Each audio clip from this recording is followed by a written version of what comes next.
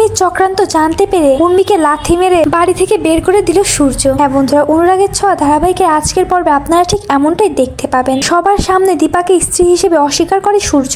সূর্য মনে মনে ভাবে, সবার সামনে যদি আমি দীপাকে কাছে টেনে নেই তাহলে সকলে মিলে আবারও আমাদেরকে আলাদা করার জন্য উঠে পড়ে লাগবে। তাই কাউকে বুঝতে দেওয়া যাবে না যে আমি দীপাকে চিনতে পেরেছি। অপরদিকে সোনা যে এতটা স্বার্থপর হবে ভাবতে পারিনি দীপা এবং রূপা। রূপা সোনাকে বলে, মা তোমার জন্য এতটা স্যাক্রিফাইস করেছে, তাও তুমি মাকে অপমান করছো। আচ্ছা সোনা, তুমি সত্যি করে বলো তো, তোমার মাথায় কি কোনো জ্ঞান বুদ্ধি নেই, নাকি তুমি কোনো চক্রান্তের শিকার হয়ে মাকে এভাবে অপমান করো? সূর্য সোনাকে বলে, তোমার ব্যবহার একদমই বাজে। অন্যদিকে কুন্তল আর উর্মি তো ভীষণ খুশি, তাহলে অবশেষে বাবা মেয়ের মধ্যে দূরত্ব সৃষ্টি করতে পেরেছি। সূর্য দীপাকে চিনতে পারছে না। এবার সূর্য দীপা আর রূপাকে বাড়ি থেকে বের করে দেবে। তবে সূর্য যে কুন্তল আর উর্মির সামনে স্মৃতিহারা নাটক করছে তা কেউই বুঝতে পারেনি। পরের দিন উর্মি যখন সূর্যকে ওষুধ খাইয়ে দিতে যায়, সূর্য তখন বলে, তুমি আমার কাছে, তো আমি নিজে নিজেই খেয়ে নিচ্ছি। এরপর সূর্য উর্মির হাত থেকে ওষুধগুলো নিয়ে চেয়ারের ফাঁকা দিয়ে ফেলে দেয় আর শুধু পানি খায়, কিন্তু উর্মিকে বোঝায় যে সে সবগুলো ওষুধ খেয়েছে। এরপর সূর্য স্মৃতিহারা নাটক করে উর্মির রুমে ঢুকে পড়ে। উর্মি কুন্তলাকে বলে, সূর্যকে আমি ফুল ডোজ ওষুধ খাইয়ে দিয়েছি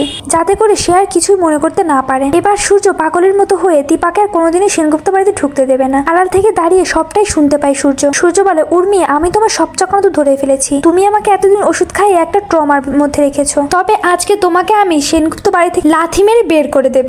এরপর সূর্য উর্মিকে লাথি মেরে সেনগুপ্ত বাড়ি থেকে বের করে দেয়। তো বন্ধুরা, অনুরাগের ছোঁয়া ধারাবাহিকের আগামী পর্বে এমনটা হলে আপনাদের কেমন লাগবে তা অবশ্যই কমেন্ট করে জানিয়ে দেবেন এবং পরবর্তী সকল আপডেট পেতে আমাদের চ্যানেলটি সাবস্ক্রাইব করে রাখবেন। ধন্যবাদ।